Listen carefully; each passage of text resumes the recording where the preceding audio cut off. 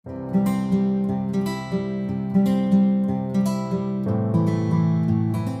Hello my dear friends, welcome back to my YouTube channel AD talks. और जैसा कि मैंने आप लोगों को पहले बताया था कि मैं आपके इस नेक्स्ट वीडियो में आप लोगों को कुछ हार्ड टाइप के सॉल्यूशंस बताऊंगा शेयर्स एंड डिविडेंड टॉपिक के।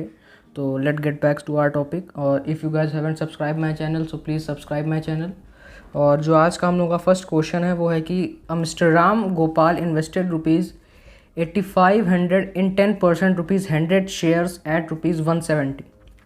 जैसा कि इस फर्स्ट लाइन में आप लोगों को मालूम पड़ रहा है कि आपको सबसे पहली जो जानकारी मिल जाती है वो मिल जाती है कि यहाँ राम गोपाल दास जी ने कुछ इन्वेस्ट किया ₹8500 का इन 10% शेयर्स ₹100 शेयर्स एट ₹170।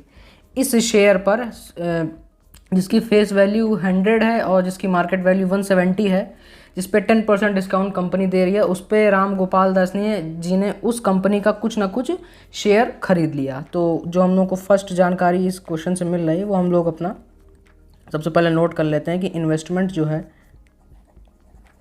वो हुई है ₹8500 की और 10% डिविडेंड है इस पर। कंपनी की तरफ से फेस वैल्यू जो इनको मिल रही है वो है एक शेयर की, वो ₹100 की है। जैसा कि मैंने आपको पहले ही बताया था, शेयर्स के जस्ट पहले मैंने आपको पिछली वीडियो में भी कई बार बताया इस चीज़ को, और इस वीडियो में मैं बता रहा हूँ कि शेयर्स के जस्ट पैसे पहले जो भी रुपीज़ लगा के वैल्यू लिखी होगी, ये देखिए रुपीज़ लगा हुआ है और रुपीज़ के बाद एक कुछ वैल्यू लिखी हुई है। तो शेयर्स के जस्ट पहले जो भी रुपीज़ करके वैल्यू लिखी होगी वो हम लोगों की फेस वैल्यू होगी। तो ये एक ट्रिक है फेस वैल्यू को जानने की, मैं आपको फर्स्ट क्वेश्चन से बताता आ रहा हूँ।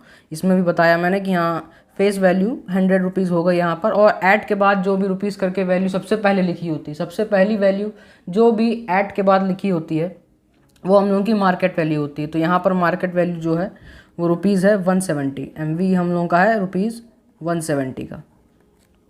अब आगे हम लोग क्वेश्चन पढ़ते हैं। He sells the share when the price of each share rises by ₹30।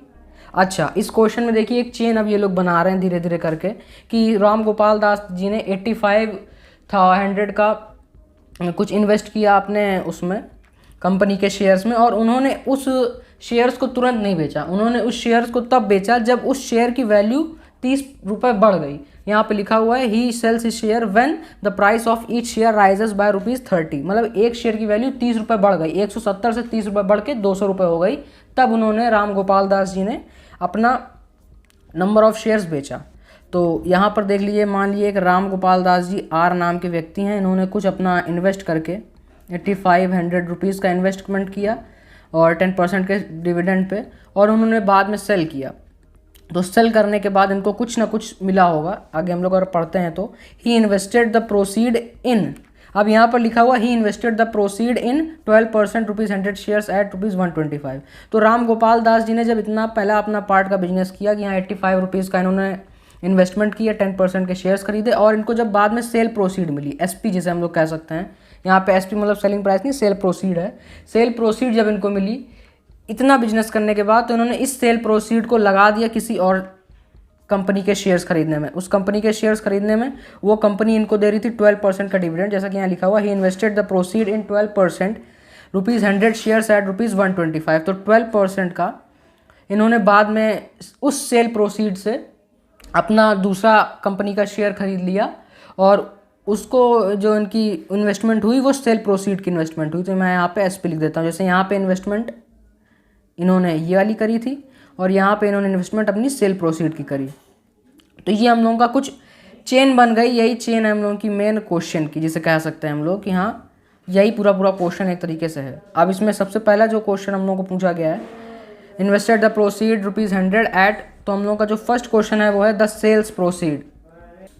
हम लोगों का फर्स्ट क्वेश्चन है the sales proceed. So sales proceed निकालने के लिए सबसे पहले हम लोगों को क्या निकालना पड़ेगा, हम लोग को सबसे पहले नंबर ऑफ शेयर्स निकालने पड़ेंगे, क्योंकि नंबर ऑफ शेयर्स निकालने के सेल्स प्रोसीड निकालने के लिए हम लोग को सबसे पहले ये पता करना हो कि इन्होंने कितने नंबर ऑफ शेयर्स खरीदे, जो कि क्वेश्चन में हम लोगों को नहीं बताया गया है। तो नंबर ऑफ शेयर्स खरीदने का फॉर्मूला जैसा कि आप लोगों को पहले ही मालूम है, मैंने आपको फॉर्मूले वाली शीट में दिखाया भी था, मैंने आपको इससे प्रीवियस वाली वीडियो में दिया था फॉर्मूले की एक शीट।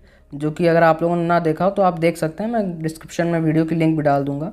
तो नंबर ऑफ़ शेयर्स का जो फॉर्मूला होता है वो होता है हम लोगों का investment upon market value on one share, MV of one share.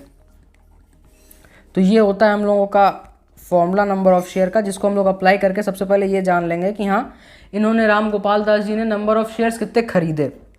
तो नंबर ऑफ़ शेयर्स खरीद पता लगाने के लिए इन्वेस्टमेंट जो हम लोगों की है वो है 8500 रुपीज़ की, 8500 रुपीज़ की इन्वेस्टमेंट हो गई। और मार्केट वैल्यू जैसा कि हम लोगों को मालूम है ₹170 यहाँ पे दी हुई है, तो 170 की हम लोगों ने जब ये लगा लिया तो हम लोगों का नंबर ऑफ़ शेयर्स टोटल आया 50। इसको जब आप करोगे कैंसिल आउट तो 50 नंबर ऑफ़ शेयर्स इनके आगे हम लोगों को इस फॉर्मूले से पता चल गया। अब हम लोगों को क्या पता लगाना है, हम लोगों को पता लगाना है सेल्स प्रोसीड हम लोगों का, जैसा कि पहला क्वेश्चन कह रहा है। तो सेल्स प्रोसीड पता लगाने के लिए ऑब्वियस सी बात है, ये 10th क्लास में भी हम लोगों ने पढ़ा है कि अगर एक टॉफ़ी 10 रुपये की है तो 10 टॉफ़ी कितने की होंगी, 10 × 10।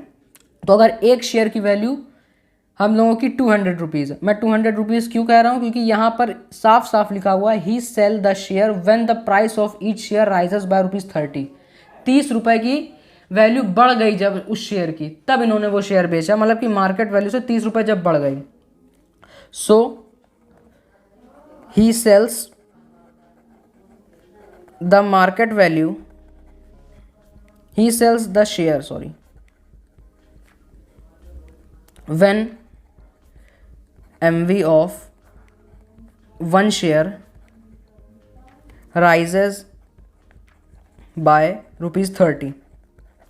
तो जब 30 रुपये बढ़ गए तो हम लोगों का जो टोटल हुआ market value, so the new market value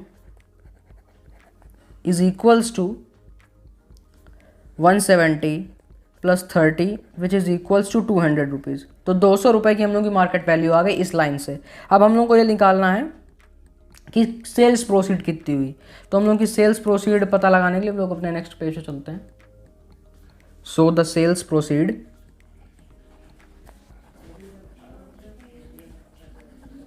is equals to, जैसा कि एक टॉफ़ी अगर जैसे एक शेयर की टॉफ़ी तो एक शेयर 200 रुपये का है, तो हम लोगों के 50 नंबर ऑफ़ शेयर्स हम लोगों ने पहले इससे निकाले थे। तो 50 नंबर ऑफ़ शेयर्स इंटू 200 अगर हम लोग कर देते हैं तो हम लोगों को सेल्स प्रोसीड पता चल जाएगी। तो जिससे हम लोगों का आंसर आया 10,000 रुपीज़ का। तो सेल्स प्रोसीड जो इनको मिली फर्स्ट पार्ट को कंप्लीट करने में, वो इनको मिली 10,000 रुपये की। अब हम लोगों को जैसा कि मालूम है क्वेश्चन से कि इन्होंने अपना इन्वेस्ट किया sales proceed, he invested the proceed in इतना। So Ram Gopal invested his sales proceed in 12% ₹100 shares at ₹125। इस पे इन्होंने अपना सेल्स प्रोसीड इन्वेस्ट कर दिया। तो जब इस पे इन्होंने अपना सेल्स प्रोसीड इन्वेस्ट कर दिया तो हम लोगों का जो second part of the question है कि द नंबर ऑफ ₹125 शेयर्स। अब हम लोगों को ये जानना है कि जो इन्होंने अपना इन्वेस्ट किया ये ₹10,000 रुपीज़, तो इन्होंने कितने 12% डिविडेंड वाले शेयर खरीदे। So the number of shares, यही फॉर्मूला हम लोगों का जो पहले लगा था वही वाला फॉर्मूला हम लोग फिर लगाएंगे, इन्वेस्टमेंट अपॉन मार्केट वैल्यू। तो मार्केट वैल्यू जैसे कि हम लोगों को इसमें दिख रही है 125 रुपीज़ की मार्केट वैल्यू है, और इन्वेस्टमेंट जो है हम लोगों का वो हम लोगों का न्यू इन्वेस्टमेंट, यहाँ पे मैं लिख देता हूँ new investment is equals to sale proceed which is equals to 10,000 rupees. तो 10,000 रुपये का इन्होंने इन्वेस्टमेंट किया। तो नंबर ऑफ़ शेयर्स जो हम लोगों के आ गए वो 10,000 रुपये इन्वेस्टमेंट जो उन्होंने किया अपनी सेल प्रोसीड का, और मार्केट वैल्यू जो कि न्यू है हम लोगों की 125 रुपीज़ की। तो जब 125 रुपीज़ का इन्होंने इन्वेस्टमेंट किया और सेल प्रोसीड इतनी आई, तो इसका जो आंसर आएगा वो आएगा 80। तो 80 आ गया हम लोगों का नंबर ऑफ़ शेयर्स जो कि इन्होंने 12% डिविडेंड वाले खरीदे थे। अब हम लोगों का जो third part of the question है उस पर हम लोग चलते हैं। ये सेकंड पार्ट का क्वेश्चन यहीं पे हम लोगों का समाप्त हो जाता है। Third part of the question क्या है? Third part of the question है the change in his annual income. अच्छा, अब change in his annual income निकालने के लिए हम लोगों को सबसे पहले इस वाले पार्ट का एनुअल इनकम निकालना पड़ेगी जो उन्होंने 10% डिविडेंड वाला खरीदा था शेयर्स, और जब उन्होंने अपनी सेल प्रोसीडिंग के बाद 12% वाले शेयर को खरीदा। इन दोनों का अलग अलग हम लोगों को पहले इसका निकालना पड़ेगा एनुअल इनकम, फिर इसका निकालना पड़ेगा एनुअल इनकम, और फिर दोनों को कंपेयर करके सब्सट्रैक्ट करना पड़ेगा, और तब हम लोगों को टोटल एनुअल इनकम पता चलेगी, the change in his annual income. Change in his annual income पता लगाने के लिए फर्स्ट पार्ट और सेकंड पार्ट वाले दोनों एनुअल इनकम्स को हम लोगों को सब्सट्रैक्ट करना पड़ता है। तो third part of the question हम लोग चलते हैं। So the change in annual income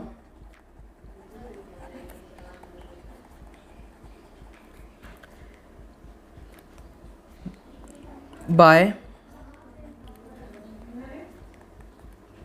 subtracting यहाँ पूरी आप लाइन लिख सकते हो। सबसे पहले मैं बाय 10% वाला निकालता हूँ। 10% रुपीज़ 100 शेयर्स एट रुपीज़ 170 वाले शेयर्स की मैं बात कर रहा हूँ। ये लाइन मुझे पूरी लिखनी पड़ेगी क्योंकि मैं ऐसे नहीं बता सकता कि फर्स्ट केस या सेकंड केस। अगर यहाँ पर फर्स्ट केस और सेकंड केस करके मेंशन होता तो मैं फर्स्ट केस सेकंड केस लग सकता था, लेकिन अभी मुझे पार्टिकुलरली डिफाइन करना है कि हाँ मैं उस वाले शेयर की बात कर रहा हूँ, तो मैं इस वाले शेयर की बात कर रहा हूँ। जब तक आप ये पूरी लाइन नहीं लिखोगे तब तक किसी को भी नहीं समझ में आएगा कि आप कौन से वाले शेयर की बात कर रहे हो। तो मैंने यहाँ पर लिखा buy 10% rupees 100 shares at rupees 170, तो आपको पता चल गया कि हाँ ये फर्स्ट शेयर वाले जो उन्होंने सबसे पहले शेयर्स खरीदे थे उसकी बात कर रहे हैं। सो यहाँ पर हम लोग एनुअल इनकम का फॉर्मूला अप्लाई करेंगे। सो द एनुअल इनकम का फॉर्मूला हम लोग लगाएंगे number of shares into rate into face value on 1 share. ये होता है हम लोगों का एनुअल इनकम का फॉर्मूला, जिसको हम लोग अप्लाई करके first part of the question का एनुअल इनकम निकाल लेंगे। So AI is equals to number of shares हम लोगों के थे 50 फर्स्ट केस में, और रेट जो हम लोगों को फर्स्ट केस में मिल रहा था वो 10% का मिल रहा था, और जो फेस वैल्यू थी वो 100 थी। तो इसको जब हम लोग कैलकुलेट करेंगे तो हम लोगों का आंसर आ जाएगा 500 का। अब हम लोग अपने second part of the question पे चलते हैं कि यहाँ annual income by 12% rupees 100 shares at rupees 125। अब मैं इस वाले एनुअल इनकम की बात कर रहा हूँ तो मैंने पूरा मेंशन किया कि हाँ 12% rupees 100 shares at 125 rupees. So यहाँ पे भी वही फॉर्मूला अप्लाई होगा, annual income is equals to number of shares into rate into face value of this share,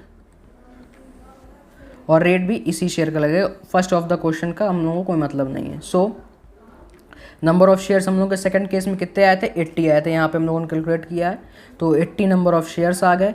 rate जो हम लोगों का निकला है, रेट हम लोगों का निकला था यहाँ पर 10% का, नहीं सॉरी 10% नहीं 12% का रेट, तो 12% का रेट लगा दिया हम लोगों ने यहाँ पर, और फेस वैल्यू जो हम लोगों की थी वो रुपीज़ 100 की थी, तो 100 की हम लोगों ने ये लगा दिया। तो हम लोग का टोटल आया सेकंड केस में जो इनको राम गोपाल दास जी को एनुअल इनकम मिल रहा है वो 960 का मिल रहा है कुछ करके।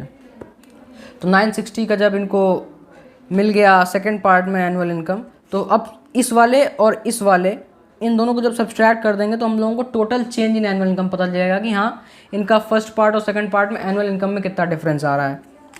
सो यहाँ पर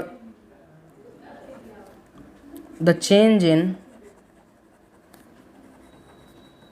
annual income of Ram Gopal Das is equals to 960 second part of the question minus 500 which is equals to rupees 460। 460 रुपये का इनका एनुअल इनकम में चेंज आ रहा है पूरे ट्रांजैक्शन के दौरान, जो कि हम लोगों ने फाइंड आउट कर लिया। अब हम लोग चलते हैं अपने fourth part of the question पे कि हाँ fourth part of the question क्या है। Fourth part of the question है the percentage increase on his in original investment. तो मैंने जैसा कि आप लोगों को पहले ही बताया था कि ओरिजिनल परसेंट में जब भी कोई चीज़ पूछी जाएगी, तो परसेंट में जब भी कोई चीज़ पूछी जाएगी तो रेट ऑफ इंटरेस्ट ही पूछी जाएगी। अमूमन डिविडेंड नहीं पूछते हैं ये लोग क्वेश्चंस में, क्योंकि डिविडेंड वो लोग बता लगा के दिए रहते हैं। अक्सर होता है ये है कि वो लोग डिविडेंड क्वेश्चन में दिए होते हैं। हालांकि डिविडेंड वाले क्वेश्चन कभी कभार ऐसा हो जाता है कि रेट ऑफ डिविडेंड भी वो लोग पूछ लेते हैं, तो वो पूछ लेते हैं अक्सर, इस वजह से उस टाइप के क्वेश्चंस भी मैं आपको कराऊंगा। हालांकि अक्सर नहीं पूछते हैं। तो यहाँ पर पूछा क्या गया है, percentage increase on his original investment. अच्छा, परसेंटेज की बात आई तो रेट ऑफ इंटरेस्ट का ही फॉर्मूला लगेगा यहाँ पर, जैसा कि हम लोगों को पहले ही मालूम है, क्योंकि रेट ऑफ इंटरेस्ट परसेंटेज में कैलकुलेट होता है। So fourth part of the question है, ये third part of the question हम लोगों का यहाँ पे कंप्लीट हो गया। आंसर भी मैं लिख देता हूँ। Percentage increase on his original investment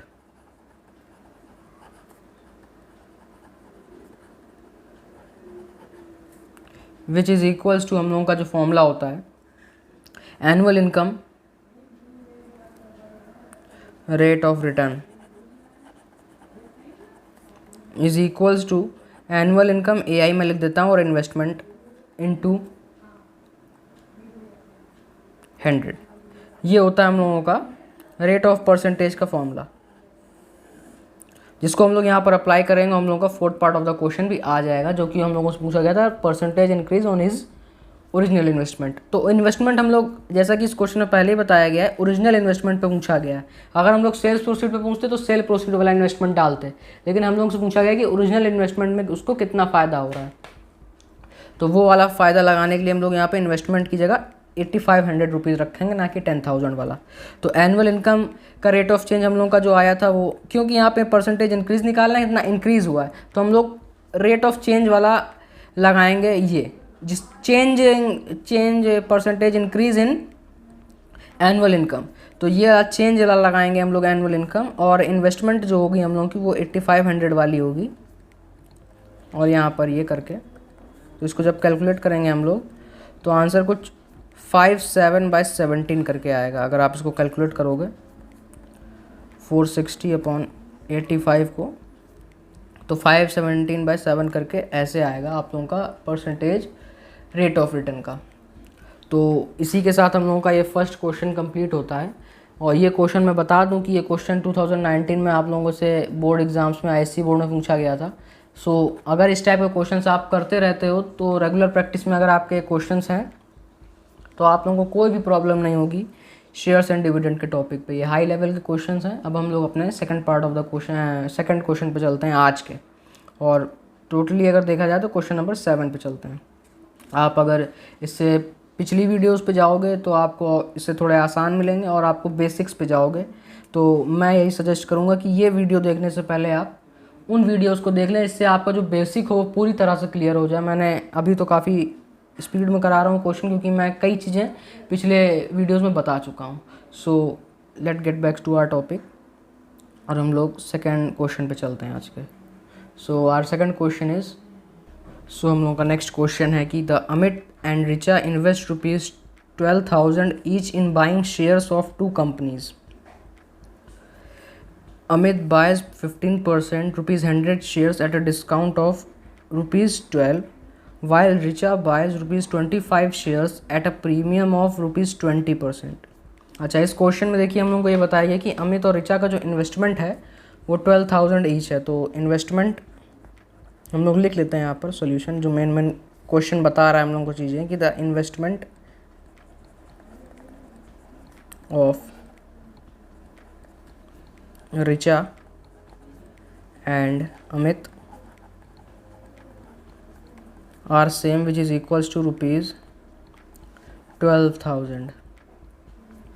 12,000 की इन लोगों ने किसी कंपनी के शेयर्स खरीदने में इन्वेस्ट कर दिया। तो हम लोगों को आगे बताया गया है कि Amit buy 15% ₹100 shares at a discount of 20। So जो अमित ने बाय किया कंपनी के शेयर्स वो थे 15% डिविडेंड था उन शेयर्स का, और फेस वैल्यू फॉर अमित जो थी फेस वैल्यू फॉर अमित जो थी वो थी ₹100 की, और यहाँ पर दिखाया गया कि एट अ डिस्काउंट ऑफ ₹20। तो जो मार्केट वैल्यू होगी इसकी अमित के लिए, मार्केट वैल्यू फॉर अमित जो होगी वो ₹100 माइनस 20 होगी, क्योंकि यहाँ पे डिस्काउंट एट अ 20 डिस्काउंट बताया गया, तो ₹100 माइनस 20 जब हो जाएगा तो ₹80 की मार्केट वैल्यू फॉर अमित आ जाएगी। अच्छा, आगे क्या लिखा हुआ है क्वेश्चन में, while Richa boys ₹25 shares at a premium of 20। अब यहाँ पर बताया गया है कि अमित ने अलग कंपनी के शेयर्स बाय किए और रिचा ने अलग कंपनी के शेयर बाय किए। अमित ने इस कंपनी के शेयर बाय किए और रिचा ने जो शेयर्स बाय किए वो बाय किए थे। डिविडेंड परसेंटेज तो यहाँ पे नहीं दिया गया, लेकिन जो फेस वैल्यू है, face value for Richa, FV for Richa जो था हम लोगों का वो था ₹25 का था, और premium at a premium of ₹20%। जो मार्केट वैल्यू रिचा की होगी, market value of Richa is equals to at a premium of 20, तो 25 प्लस 20% प्रीमियम, यहाँ पे परसेंटेज में प्रीमियम दिया गया, तो 25 प्लस 25 इंटू 20 ऐसे परसेंटेज कैलकुलेट करी जाएगी, जो कि हम लोगों की होगी ₹30 की। So market value for Richa is ₹30 and market value for Amit is ₹80। अच्छा, इस क्वेश्चन में आगे क्या लिखा हुआ है, if both receive equal dividend at the end of the year. अब इसमें ये बता दिया गया कि annual income AI of Amit is equals to AI of Richa. ये इन्फॉर्मेशन हम लोगों को क्वेश्चन में गिवन है कि अमित का एनुअल इनकम और रिचा का एनुअल इनकम इक्वल होगा। आगे इसमें क्या पूछा गया, find the rate of percentage of dividend declared by the Richa's company. अब हम लोग को यहाँ पे R परसेंटेज लेट कर लेते हैं हम लोग, कि R परसेंटेज मान लेंगे हम लोग रिचा को कंपनी ने इन्वेस्टमेंट दिया होगा या डिविडेंड दिया होगा। वही हम लोग को ये R फाइंड करना है कि R की वैल्यू क्या है। अब हम लोग इस क्वेश्चन को सॉल्व करते हैं। इस क्वेश्चन को सॉल्व करने के लिए हम लोगों को सबसे पहले अमित का एनुअल इनकम निकालना पड़ेगा। अमित का एनुअल इनकम इन सब वैल्यूज से जब हम लोग निकाल लेंगे, तो क्योंकि अमित और रिचा दोनों का एनुअल इनकम सेम है, तो रिचा का एनुअल इनकम इक्वल कर देंगे अमित के एनुअल इनकम से, और हम लोग R की वैल्यू निकाल लेंगे। So let's start. So guys, जैसे कि नंबर ऑफ शेयर्स हम लोगों को सबसे पहले निकालने पड़ेंगे एनुअल इनकम ऑफ अमित का निकालने के लिए। So the number of shares of Amit, ये हम लोगों को सबसे पहले निकालना पड़ेगा एनुअल डिविडेंड निकालने के लिए अमित का। तो नंबर ऑफ शेयर्स का फॉर्मूला जैसे कि आप लोगों को पहले मालूम है, इन्वेस्टमेंट अपॉन मार्केट वैल्यू हम लोगों को मालूम है। तो इन्वेस्टमेंट जो अमित ने करी वो हम लोगों को मालूम है 12,000 रुपये की करी थी, और मार्केट वैल्यू जो हम लोगों को पता थी, हम लोगों ने कैलकुलेट करके निकाला था ₹80 की।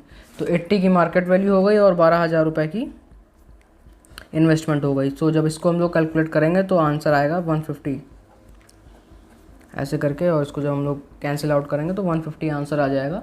सो नंबर ऑफ शेयर्स जो बाय किए थे 15% डिविडेंड के अमित ने, वो 150 थे। नाउ अब हम लोग ये देखते हैं कि एनुअल डिविडेंड जो कि अमित को मिलना था, एनुअल डिविडेंड ऑफ अमित हम लोग फाइंड करेंगे, और फिर बाद में जाके annual dividend of Amit is equals to annual dividend of Richa रखकर हम लोग कैलकुलेट कर लेंगे, दोनों चीज़ें इक्वेट कर लेंगे R की value. So annual dividend of Amit हम लोगों का जो हुआ वो हुआ नंबर ऑफ शेयर्स, फॉर्मूला यहाँ पे एनुअल इनकम का रखेंगे हम लोग, N2। मैं फिर से आपको बता देता हूँ कि ये वीडियो अगर आप मेरी प्रीवियस वीडियोस देख के करोगे तो आपको ज़्यादा और बेहतर समझ में आएगा कुछ। तो मैं रिकमेंड यही करूँगा इस क्वेश्चन पे भी कि हाँ, आप मेरी प्रीवियस वीडियोस देख लीजिए, तो आपको इन सब टाइप के क्वेश्चंस करने में ज़्यादा प्रॉब्लम नहीं आएगी। So the number of shares जो कि है हम लोगों का वो 150 रुपीज़ का था, हमने अभी कैलकुलेट किया है, और R% डिविडेंड जो हम लोगों को मिल रहा था अमित में वो 15% का मिल रहा था, तो 15% का ये हो गया। और जो फेस वैल्यू हम लोगों को मिल रही थी अमित के कंपनी द्वारा वो मिल रही थी ₹100 की। तो जब इसको हम लोग इक्वेट करेंगे तो हम लोगों का आंसर आएगा कुछ 2250 रुपीज़ का एनुअल इनकम या एनुअल डिविडेंड मिलेगा अमित को। अच्छा, हम लोगों को क्वेश्चन में पहले ये बता दिया गया है कि annual income of Amit is equals to annual income of Richa. तो यही एनुअल इनकम ऋचा को भी मिलेगी, that is equals also equals to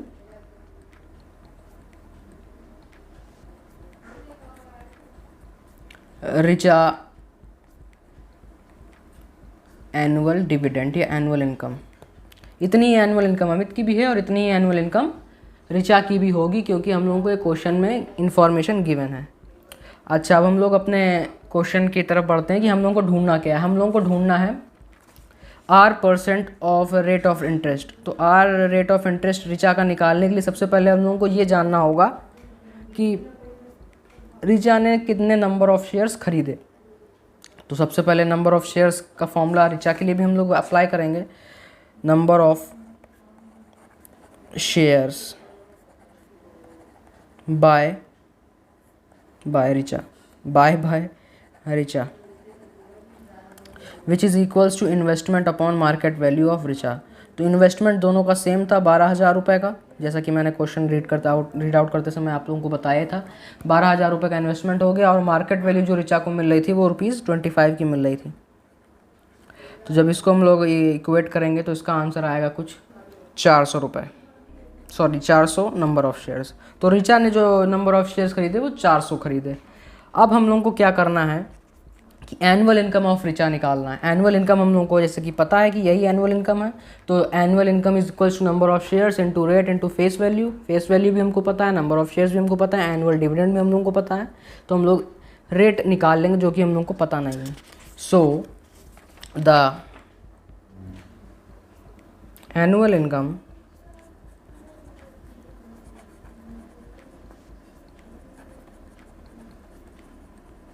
of Richa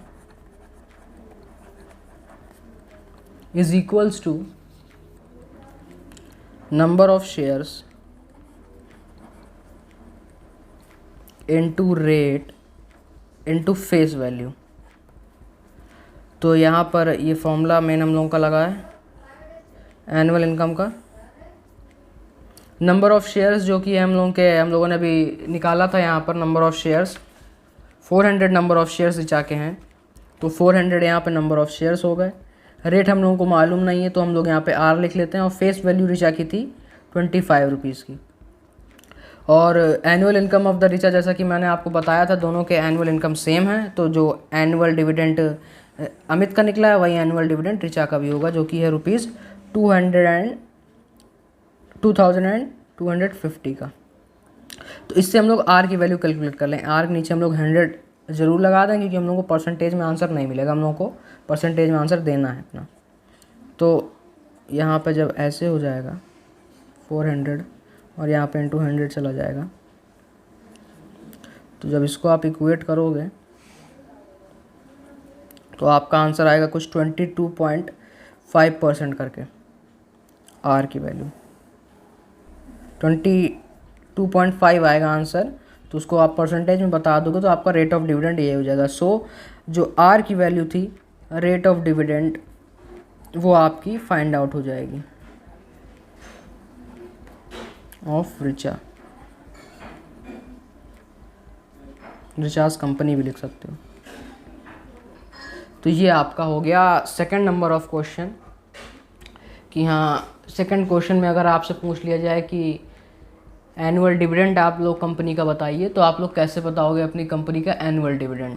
तो इन सब फॉर्मूले का यूज़ करते हुए आप अपना रेट ऑफ डिविडेंड बता सकते हो, जो कि अक्सर नहीं पूछा जाता है लेकिन पूछ भी सकते हैं एग्जामिनर, क्योंकि कई सालों से ये क्वेश्चन नहीं पूछा गया है, तो इस बार हो सकता है पूछ लें। तो आप लोग इसकी प्रैक्टिस करो। और मैं आपको इसके बाद एक और क्वेश्चन बताऊंगा, वो लास्ट क्वेश्चन होगा आज के लेक्चर का, क्योंकि वीडियो काफ़ी लंबी हो रही है। तो हम लोग का जो थर्ड क्वेश्चन है उससे हम लोग मूव आउट करते हैं। सो गाइस, हम लोग का जो थर्ड क्वेश्चन है आज का वो है कि a man invest ₹13,500 partly in पर 6% dividend ₹100 shares eight ₹140 and partly in 5% rupees 100 shares at rupees 125। तो एक पी नाम के पर्सन, मान लीजिए आर नाम के पर्सन हैं, उन्होंने कुछ अपना इन्वेस्टमेंट 13,500 का टोटल इन्वेस्टमेंट किया, 13,500 का टोटल इन्वेस्टमेंट किया इन्होंने। और इस इन्वेस्टमेंट को इन्होंने दो कंपनी के शेयर ख़रीदने में यूज़ किया। फर्स्ट जो इन्होंने शेयर ख़रीदने में यूज़ किया वो 6% का था डिविडेंड का, जैसे कि आप लिखा हुआ partly in 6% rupees 100 shares at rupees 140, और इन्होंने पार्टली 5% के शेयर्स को ख़रीदने में अपना पैसा लगाया। अच्छा, आगे क्या लिखा हुआ है, if his total income is rupees 560। Total income भी हम लोगों को दिया हुआ है, टोटल एनुअल इनकम या टोटल इनकम आप कुछ भी कह सकते हो। टोटल इनकम जो है इन आर नाम के पर्सन की वो है रुपीज़ 560 की। अच्छा, टोटल इनकम मतलब कि इन दोनों से इनको कितनी इनकम प्रोड्यूस हुई, इन दोनों से इनको कितनी इनकम प्रोड्यूस हुई ये बताया गया। किसी एक से कितनी इनकम प्रोड्यूस हुई ये नहीं बताया गया, क्योंकि यहाँ पे total income by of a man लिखा हुआ है। तो टोटल इनकम दोनों की जो है वो 560 रुपीज़ की है। अच्छा, अब हम लोग को इसमें पता क्या लगाना है, इसमें हम लोग को पता लगा how much has he invested in each. इन दोनों में मतलब कि टोटल तो इन्होंने 13,500 का इन्वेस्टमेंट किया ही किया, पर इन्होंने 6% वाले शेयर में कितना इन्वेस्ट किया और 5% वाले शेयर को खरीदने में कितना इन्वेस्ट किया। तो हम लोगों ने यहाँ पे लेट कर लिया है, लेट द इन्वेस्टमेंट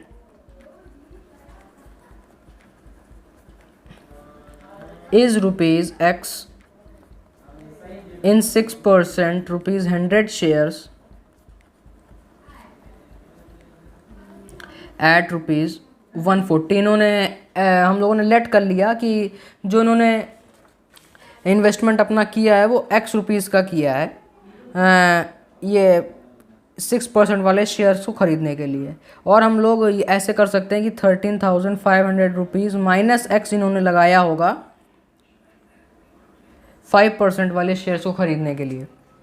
एंड हम लोग यहाँ पे लगा सकते हैं एंड, या पहले इसी को कर लेते हैं कि हाँ X% का इन्होंने ख़रीदा ये, या एंड कर ही लेते हैं। And 13,500 rupees minus X is invested in 5% rupees 100 shares at rupees 125। इन्होंने इतना इन्वेस्टमेंट 5% वाले पे किया और X इन्वेस्टमेंट इन्होंने 6% वाले पे किया, और हम लोगों को टोटल एनुअल इनकम पता है कि 560 रुपीज़ की है। तो हम लोग अपना X की वैल्यू कैसे निकालें कि हाँ इसमें कितना इन्वेस्ट हुआ और इसको माने से इसमें कितना इन्वेस्ट हुआ। जब X की वैल्यू हम लोग को पता चल जाएगी तो हम लोग इसकी इन्वेस्टमेंट बता सकते हैं। हम लोग को ईच इन्वेस्टमेंट इस क्वेश्चन में बताना है।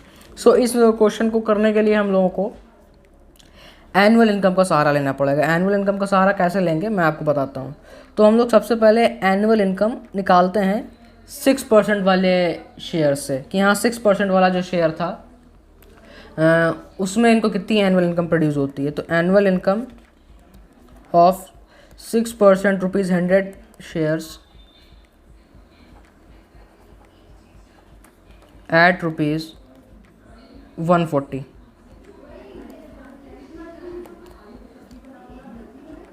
सो एनुअल इनकम का जो फॉर्मूला होता है हम लोगों का वो होता है हम लोगों का number of shares into rate into face value. तो अब हम लोग इसमें अपनी वैल्यूज़ रखेंगे कि हाँ नंबर ऑफ़ शेयर्स कितने हैं, नंबर ऑफ़ ये कितना है और वो कितना है। तो जैसा कि हम लोगों को मालूम है कि एनुअल इनकम हम लोगों को अभी नहीं मालूम है कि हाँ 6% वाले पे कितनी एनुअल इनकम है, और रेट हम लोगों को नहीं मालूम है। रेट हम लोगों को मालूम है, तो रेट हम लोग यहाँ पे 6% का लिख लेते हैं इनटू 100 करके, और फेस वैल्यू हम लोगों को मालूम है 100 रुपीज़ की। और जो नंबर ऑफ़ शेयर्स हैं हम लोगों को नहीं मालूम है, तो उसको हम लोग भी नंबर ऑफ़ शेयर्स ही रखते हैं। तो annual income by 6% dividend rupees 100 shares eight 140, इसको कैलकुलेट करने के लिए हम लोगों को नंबर ऑफ़ शेयर्स नहीं मालूम है, तो नंबर ऑफ़ शेयर्स हम लोगों को नहीं मालूम है, तो हम लोग यहाँ पे नंबर ऑफ़ शेयर्स को एक्स से सब्स्टिट्यूट कर सकते हैं। नंबर ऑफ़ शेयर्स को एक्स से कैसे सब्स्टिट्यूट कर सकते हैं कि number of shares is equals to investment upon market value होती है, MV। तो इन्वेस्टमेंट हम लोग 6% में कितना कर रहे हैं, एक्स का कर रहे हैं, तो एक्स यहाँ पर रख देंगे हम लोग, एक्स अपॉन मार्केट वैल्यू हम लोग को मालूम है 140 रुपीज़ की। तो ये जो एनुअल इनकम है, annual income of 6% rupees 100 shares at rupees 140 वाला, उसको हम लोग एक्स के फॉर्म में ट्रांसफॉर्म कर लेंगे कि हाँ एक्स, जैसे कि यहाँ पे नंबर ऑफ़ शेयर्स हमने एक्स अपॉन 140 रख दिया। नंबर ऑफ़ शेयर्स का फॉर्मूला रखा है, कुछ नया नहीं किया है। Number of shares investment upon market value होता है, और इन्वेस्टमेंट जो है हम लोगों का वो एक्स का है, हम लोगों ने लेट किया हुआ था पहले ही से, और मार्केट वैल्यू जो है हम लोगों की वो रुपीज़ 140 की है। तो इसको जो हम लोगों ने रखा है यहाँ पर नंबर ऑफ़ शेयर्स की जगह, और 6/100 × 100 ऐसे किया, तो जो हम लोगों का एनुअल इनकम बाय रुपीज़ 6% आ गया, वो आ गया हम लोगों का 6x/140 रुपीज़ का एनुअल इनकम। केवल और केवल इस वाले पार्ट से आया, केवल और केवल इस वाले पार्ट से हम लोगों को कितना एनुअल इनकम मिला, इतना मिला। अब हम लोग अपने सेकंड पार्ट मतलब कि 5% वाले का एनुअल इनकम निकालेंगे, और इन दोनों को जब प्लस कर देंगे, इसके इक्वल कर देंगे, तो हम लोगों को एक्स की वैल्यू पता चल जाएगी। सो मैं यहीं पे कर लेता हूँ, एनुअल इनकम, ये सॉरी नेक्स्ट ही पेज पे करते हैं साफ साफ थोड़ा। Annual income of 5% rupees 100 shares at rupees 125। इसका जब हम लोग फॉर्मूला अप्लाई करेंगे, तो यहाँ पर AI is equals to number of shares, वही पुराना फॉर्मूला अपना, इनटू रेट इनटू FV। इसमें भी हम लोग वही करेंगे कि यहाँ नंबर ऑफ़ शेयर्स हमको नहीं मालूम है, तो हम लोग number of shares is equals to, हम लोगों ने क्या माना है, नंबर ऑफ़ शेयर्स जो है हम लोगों का, नंबर ऑफ़ शेयर्स इसका होता है मतलब इन्वेस्टमेंट अपॉन मार्केट वैल्यू। हम लोगों ने इन्वेस्टमेंट अपनी कितनी मानी थी, हम लोगों ने इन्वेस्टमेंट अपनी मानी थी 13,500 माइनस एक्स, 5% वाले डिविडेंड पे, तो वही यहाँ पर अप्लाई करेंगे। 13,500 माइनस एक्स की इन्वेस्टमेंट, और मार्केट वैल्यू जो है हम लोगों की वो 125 रुपीज़ की है। इस वाली वैल्यू को उठा के यहाँ पे पुट कर देंगे, ये वाली एक्सप्रेशन भी हम लोगों की एक्स में बदल जाएगी, माइनस एक्स अपॉन 125, और रेट हम लोगों को मालूम है 5% का रेट मिल रहा है, और फेस वैल्यू जो है वो हम लोगों की ₹100 की है। इसको ऐसे ऐसे कैंसिल आउट कर दिया 5, तो कुल मिला के जो आंसर आया हम लोगों का, सॉरी 25, वो आया 125 अपॉन 13500 माइनस एक्स। ये हम लोगों का एनुअल इनकम आ गया बाय 5% डिविडेंड का। अब इस वाले एनुअल इनकम को और ये जो हम लोगों ने इससे पहले एनुअल इनकम ये निकाला था, इन दोनों को प्लस कर देंगे, 560 के इक्वल कर देंगे। तो जब इन दोनों को प्लस कर देंगे और 560 के इक्वल कर देंगे, तो हम लोगों को एक्स की वैल्यू पता चल जाएगी। एक्स की वैल्यू मतलब कि हम लोगों का टोटल इन्वेस्टमेंट। तो चलिए जल्दी से हम लोग कर लेते हैं और ये वीडियो को यहीं पर एंड करते हैं। So the total annual income जो कि हम लोगों को गिवन था 560 रुपीज़ का, तो total AI is equals to annual income by 6% shares plus annual income by 5% shares. तो यहाँ पर टोटल इनकम की जगह 560 लिख दिया हम लोगों ने, और इसकी हम लोगों ने क्या निकाली थी वैल्यू, 6x अपॉन 140 प्लस इस वाले की जो हम लोगों ने वैल्यू निकाली थी 125 अपॉन 13500 माइनस एक्स। तो जब इसके बाद ये इक्वेशन जो होगी वो क्वाड्रेटिक इक्वेशन में आ जाएगी, जो कि मैं यहाँ पे सॉल्व नहीं करूँगा, नहीं तो वीडियो थोड़ी और लंबी हो जाएगी, जो कि फिर काफ़ी स्ट्रेच हो सकती है, लंबा चला जाएगा सोल्यूशन। तो अगर आप इसको, मैं आंसर बता देता हूँ आपका जल्दी से कि हाँ इसका आंसर जो है वो आएगा एक्स की वैल्यू 7000 रुपीज़। इसको जब आप सॉल्व करोगे, एक्स की इक्वेशन बनेगी यहाँ पर, तो जब सॉल्व करोगे इसको आप, तो x की वैल्यू आ जाएगी 7000। तो जब 7000 आपकी वैल्यू आ जाएगी, सो ही इन्वेस्टेड in 6% shares is 7,000 और in 5% share is equals to 13,500 minus x which is equals to 7,000। तो इसका आंसर आ जाएगा हम लोगों का 6,500 रुपीज़ का इन्वेस्टमेंट इन्होंने 5% पे किया और 7,000 का इन्वेस्टमेंट इन्होंने 6% किया। ये आप सॉल्व कर लीजिएगा, इसका आंसर आएगा 7,000। ये मैंने आपको एज अ होमवर्क चलो दे दिया। सो गाइज यहाँ पे हम लोगों का शेयर्स एंड डिविडेंड का टॉपिक ख़त्म होता है। और अगर आप इसी तरीके से प्रैक्टिस करते रहोगे तो मुझे नहीं लगता कि इस टॉपिक का कोई भी ऐसा पार्ट है जो मैंने छोड़ा है इन वीडियोस में। तो मैं एक प्लेलिस्ट भी बना दूंगा, आप पूरी इसको प्ले करके देख लीजिएगा और आपको ये टॉपिक अच्छी तरीके से समझ में आ जाएगा। So guys thank you for watching and please subscribe my channel and do press the bell icon. So thanks.